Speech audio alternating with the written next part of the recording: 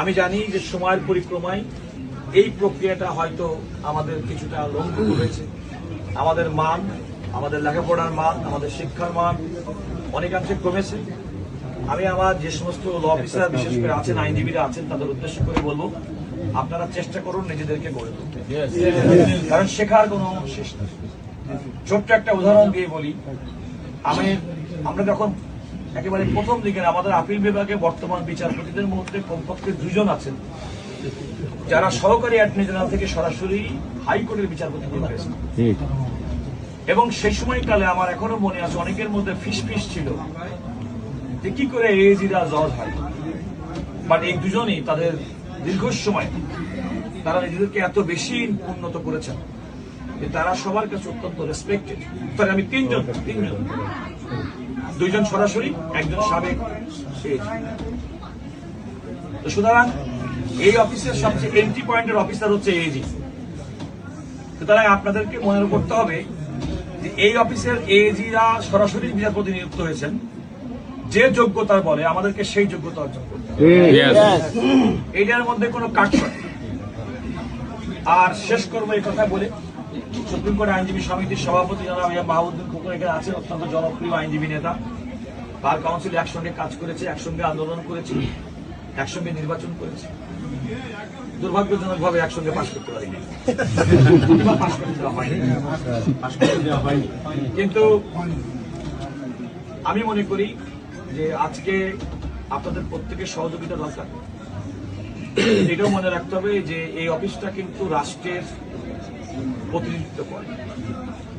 সুতরাং এটা আমাদের মাথায় রেখে আমি ইনশাল্লাহ কাজ করে যাব। আপনারা আমার জন্য এই যে সমস্ত শুভকামনা করেছেন, আমি সেজন্য আপনাদেরকে ধন্যবাদ জানাই। এবং আমার জীবন গড়ার ক্ষেত্রে আমার মরহুমা মা, তাকে আমি বিশেষ করে আজকের দিনে আমি স্মরণ করছি। আমার সিনিয়র খন্দকার মাহবুবুদ্দিন আহমেদ, বিশেষ করে বেগম খালেদা জিয়া, যিনি আমাকে কূটনীতিকে চাকরি দিয়ে লন্ডনে পাঠিয়ে আমাকে ব্যারিস্টার হওয়ার সুযোগ করে দিয়েছেন, তার প্রতি আমি বিশেষ কৃতজ্ঞতা। আমি দীর্ঘ আন্দোলন সংগ্রামে আপনারা জানেন যে আমার অনেকের সঙ্গে কাজ করার সুযোগ হয়েছে। আমাদের মরহুম আইনজীবী এই অ্যাটর্নি জেনারেল অফিসে ছিলেন জনাব এজে মোহাম্মদ আলী, একজন নিরেট ভদ্রলোক, এত যোগ্যতা সম্পন্ন একজন ব্যক্তি যাকে তুলনামূলকভাবে অনেক কম বয়সে আমরা দিয়েছি। আমাদের সিনিয়র খন্দকার মাহবুব হোসেন, যারা আমাদেরকে নেতৃত্ব দিয়েছে। আর আমার এখানে দায়িত্ব পালনে একটা সুবিধা হবে এই কারণে, দেখেন এই অফিসের ইমিডিয়েট অ্যাটর্নি জেনারেল ছিলেন বর্তমান আইনমন্ত্রী জনাব মোহাম্মদ আসাদুজ্জামান। সুতরাং তার গাইডেন্স, তার সহযোগিতা এবং আমাদের মন্ত্রণালয় কেন্দ্রিক কিংবা সরকারের পক্ষ থেকে যে কোনো কাজ করার ক্ষেত্রে ওনার একেবারে সরাসরি সহযোগিতা পাওয়া যাবে, এটা একটা বিরাট বড় সাফল্য। আবার আমাদের ব্যারিস্টার কায়সার কামাল, তিনি বর্তমানে জাতীয় সংসদের ডেপুটি স্পিকার হিসেবে দায়িত্ব পালন করছেন, অনেক বড় পদে, আইনজীবী ফোরামের মহাসচিব। আমরা একসঙ্গে আন্দোলন সংগ্রামে ছিলাম। নিশ্চয়ই তিনি এই আইনজীবীদেরকে কোনো সময় অস্বীকার করবেন না, কিংবা আমাদের সঙ্গে তার যে টাই-আপ সম্পর্ক, আইনজীবীদের যে সম্পর্ক, সেটা কোনো বিচ্যুত হবে না। সুতরাং তারও সহযোগিতা পাওয়া যাবে। সবচেয়ে বড় কথা যে আমাদের মাননীয় প্রধানমন্ত্রী জনাব তারেক রহমান, মরহুম রাষ্ট্রপতি জিয়াউর রহমানের সুযোগ্য সন্তান, যিনি ইতিমধ্যে অল্প সময়ের মধ্যে তিনি তার কার্যক্রমের মাধ্যমে বাংলাদেশের মানুষের মধ্যে একটা প্রত্যাশার জায়গা সৃষ্টি করেছেন। আজকেও যখন আসছিলাম তখন আমার নিজের কাছে খুব লজ্জা লাগছিল যে আমি কেন 11টার সময় এই অফিসে আসার জন্য সিদ্ধান্ত নিলাম। আমার উচিত ছিল কমপক্ষে 9টার আগে, কারণ আমি যখন পথের মাঝে আসি তখন উনি দেখলাম যে উনি গাড়ি থেকে নেমে বিভিন্ন দপ্তরে ঘুরে ঘুরে দেখছেন কারা অফিস করছেন কিংবা করছেন। এই যে একটা নতুন প্রধানমন্ত্রী, নিরহংকারী প্রধানমন্ত্রী হিসেবে রাষ্ট্র পরিচালনার ক্ষেত্রে সাধারণ মানুষের নিচে তাদের পাস বোঝা, তো আমার দাবি থাকবে এবং অনুরোধ থাকবে, আহ্বান থাকবে যে আমাদের আইন কর্মকর্তা যারা এখানে দায়িত্ব পালন করবেন তাদের নিয়মিত কর্তৃত্ব মানব মানতে হবে। আমি শুনে অত্যন্ত দুঃখিত হয়েছি, আমাদের অতিরিক্ত অ্যাটর্নি জেনারেলের সঙ্গে আমার কথা হয়েছে, যেখানে অনেক আইন কর্মকর্তা তারা নাকি সকালে ফিঙ্গারপ্রিন্ট দিনে জজ করে চলে যায়।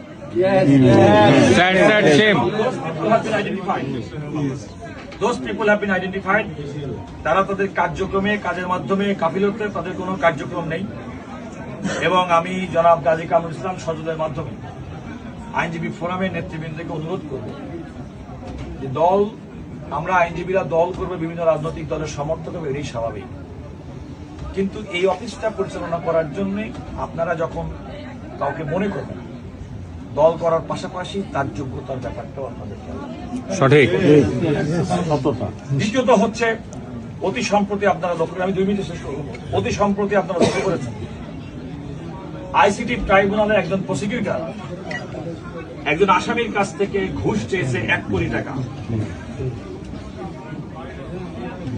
এবং এই কারণে তার বিরুদ্ধে ব্যবস্থা গ্রহণ করা হয়েছে। যে কোনো কারণেই হোক না কেন, এই ঘটনাটা কিন্তু শুধু আইসিটির একজন প্রসিকিউটরের মধ্যে সীমাবদ্ধ নেই, আইনজীবী হিসেবে আমাদের প্রত্যেকের মাথা হেট করে। সুতরাং দুর্ভাগ্যজনকভাবে এই অফিসেও কতিপয় কর্মকর্তা সম্পর্কে, আইন কর্মকর্তা সম্পর্কে পত্রপত্রিকায় নিউজ ছাপা হয়েছে, এবং আমার জানা মতে আমি আসার সঙ্গে সঙ্গে আমি যেটা জেনেছি, they have been identified as well. তো সুতরাং আগামী দিনের পথ চলার ক্ষেত্রে আমি আপনাদেরকে অনুরোধ করব যে এই মানুষগুলো নিয়ে চললে আপনারা যে প্রত্যাশা আমার কাছে ব্যক্ত করেছেন সেটা আমি পালন করতে পারবো কি পারবো না, আপনারা বলেন। সম্ভব নয়, এটা কি পারবো? এদিকে সম্ভব নয়। সুতরাং এগুলো আপনাদেরকে মাথার মধ্যে রাখতে হবে। আমি আর কথা বাড়াবো না। আজকের দিনে আমি যে সমস্ত আইনজীবীরা এখানে উপস্থিত হয়েছেন, বিশেষ করে জাতীয়তাবাদী আইনজীবী ফোরাম, এই সুপ্রিম কোর্টে বাংলাদেশের আইন অঙ্গনে দীর্ঘ আইন আন্দোলন সংগ্রামে যারা নেতৃত্ব দিয়ে আজকে ফ্যাসিবাদ মুক্ত বাংলাদেশ করেছে, আমি তাদের কাছে বিশেষ করে ধন্যবাদ জানাই। এখানে আমি দেখছি অনেক সিনিয়র নেতৃবৃন্দ এসেছে। আমি প্রত্যেকের সহযোগিতা চাই। আমার যেহেতু আমি সহযোগিতা চাই, আমার পক্ষ থেকে আপনাদের প্রত্যাশা থাকতে পারে যে আমি কি আপনাদেরকে দেব। আমি আপনাদেরকে একটা সুস্পষ্ট ভাষায় বলতে পারি, আমার দায়িত্ব পালন করে আমি শতভাগ সততা নিয়ে আমি দায়িত্ব পালন করি। ইনশাআল্লাহ, ইনশাআল্লাহ, গ্রেট। এবং এই প্রশ্নে এখানে আইনগতভাবে আপনারা জানেন আমাদের 3 জন অ্যাটর্নি জেনারেল, 3 জন অ্যাডিশনাল অ্যাটর্নি জেনারেল। জনাব আশরাফুলকে ধন্যবাদ। আমাদের উনি অন্তর্বর্তীকালীন সময়ে ভারপ্রাপ্ত অ্যাডমিনিস্ট্রেটর হিসেবে দায়িত্ব পালন করেছেন। জনাব অনিকার হক, তিনি একজন সিনিয়র অ্যাডভোকেট। জনাব আব্দুল জব্বার ভুইয়া, যিনি আমাদের আপনার দীর্ঘ সংগ্রামে আমাকে সবসময় তাকে পেয়েছি। আমি তাদের সহযোগিতা অবশ্যই চাইব, এবং তারা ইতিমধ্যে যে সমস্ত ভালো কাজ করেছে জন্য তারাও অবশ্যই আমাদের সবার পক্ষ থেকে ধন্যবাদ পাওয়ার জন্য।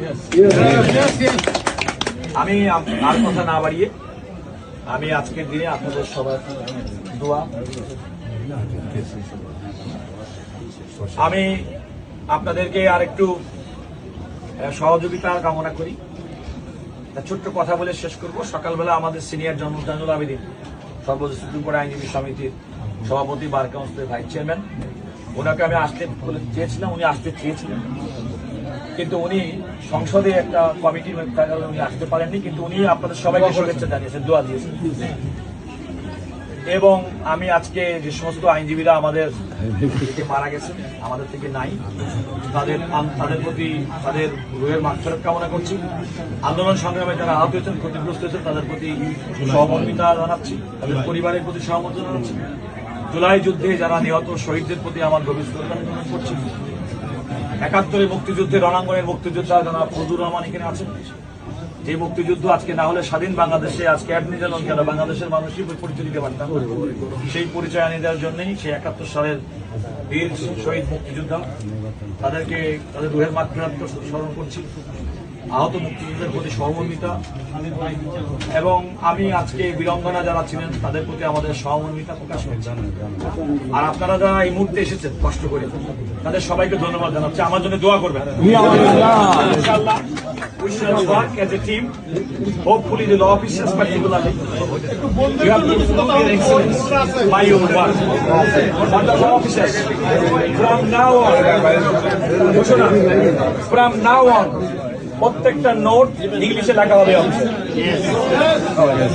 এই অফিসে প্রত্যেকটা নোট ইংলিশে লেখা হবে, প্রত্যেকটা অফিস অর্ডার এই অফিসে ইংলিশে হবে। সবাইকে ধন্যবাদ।